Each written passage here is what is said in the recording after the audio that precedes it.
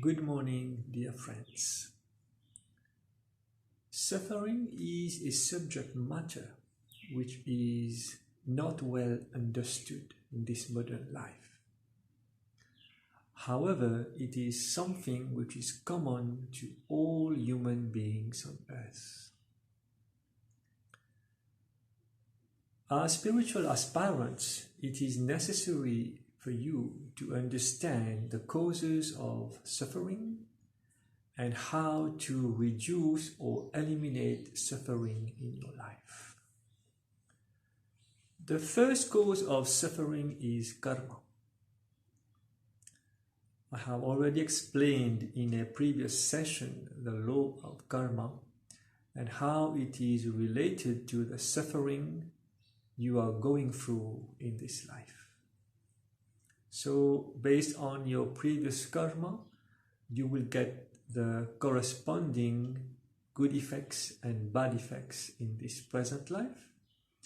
And also, very important, all your good actions and bad actions of this life will also determine what good effects and bad effects you will get in your next life. This is logical.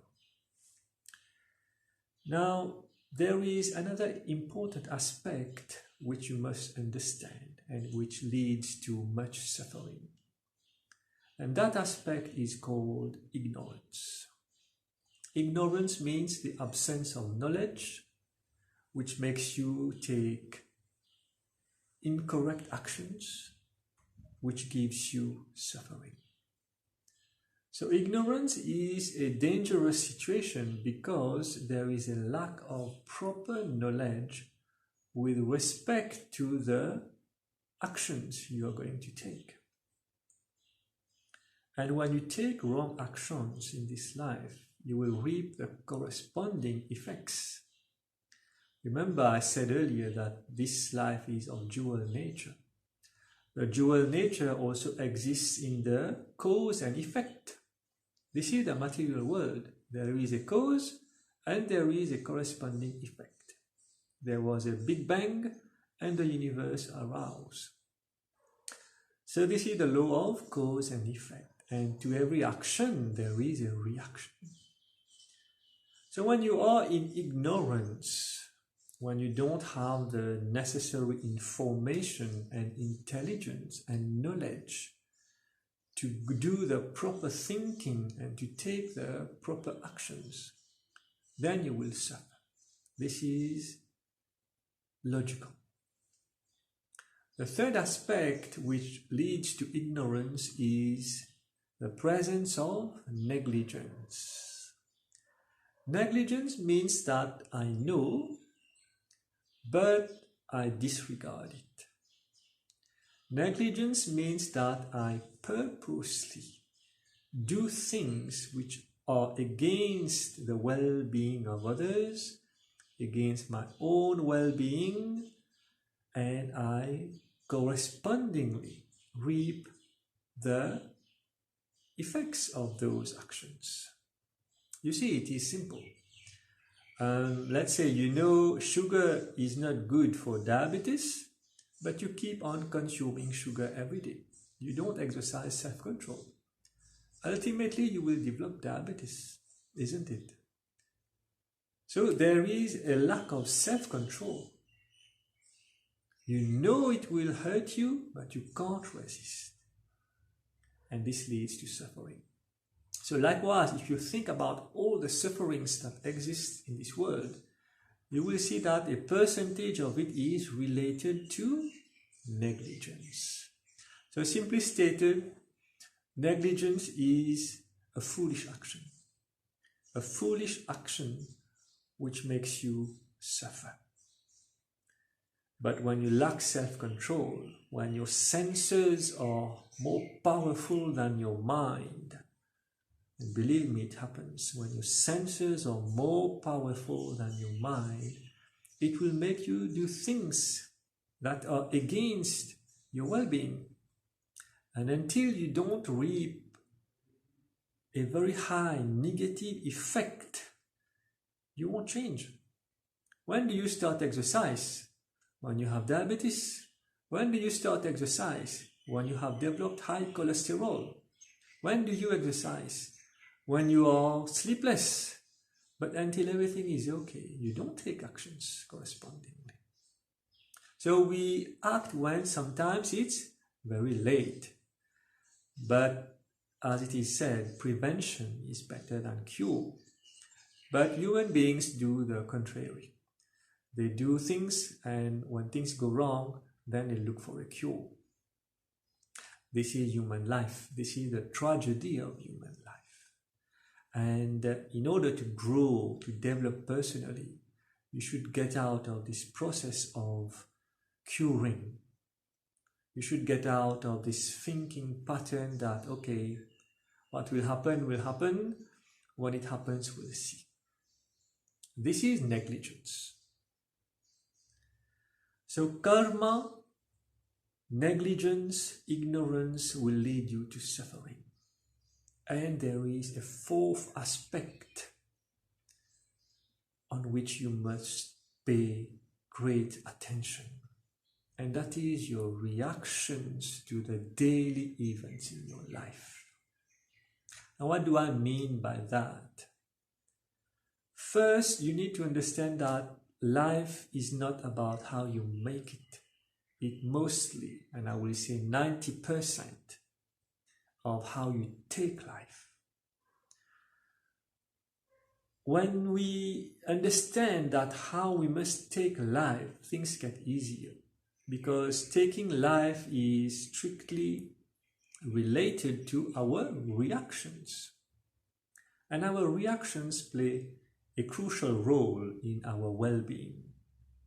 The way you react to emotions, to adverse effects, to conflict, to diseases, to things you will not be able to achieve, all these will give you bad effects.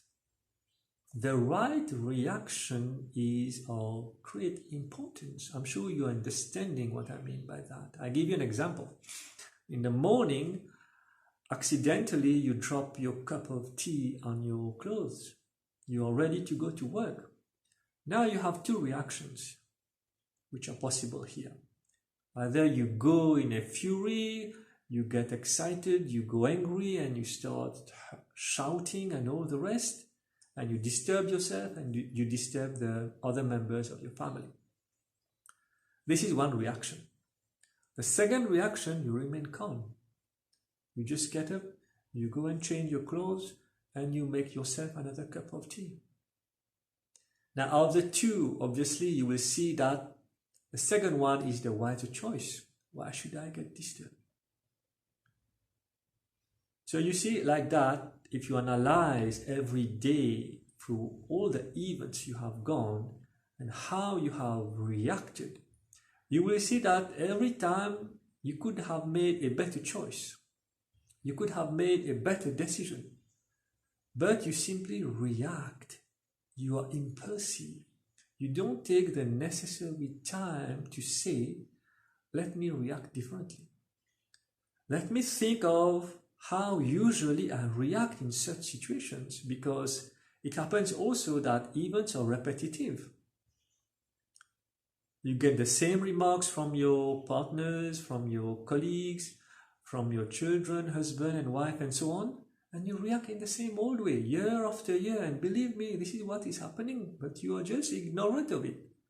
You are just unconscious of it. But if you take time to think about it, and you say to yourself, let me change. Let me do things differently. Then obviously your self-development, your personal growth will reach higher levels.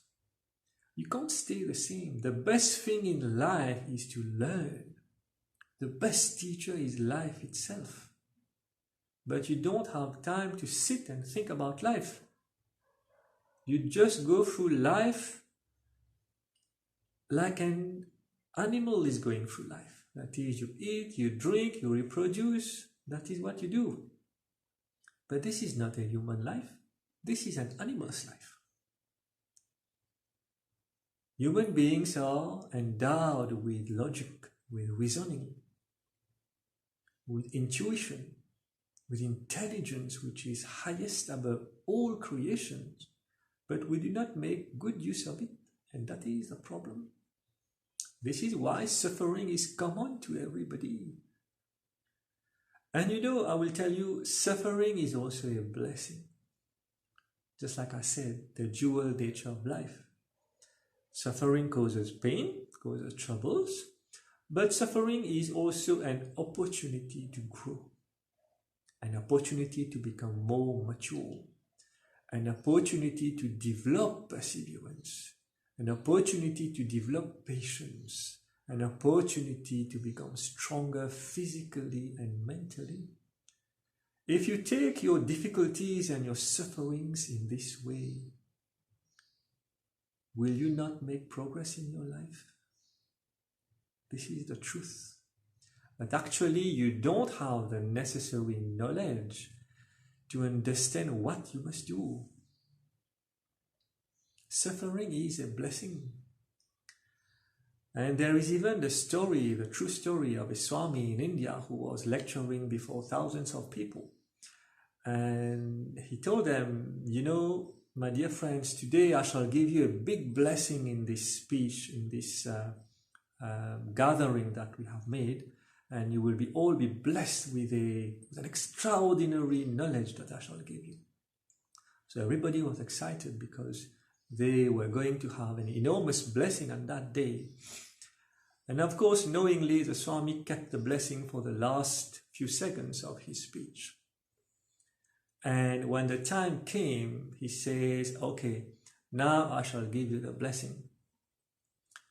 And he raised his hands and he said, I bless all of you with loads of troubles, with loads of difficulties, with loads of conflicts in your life.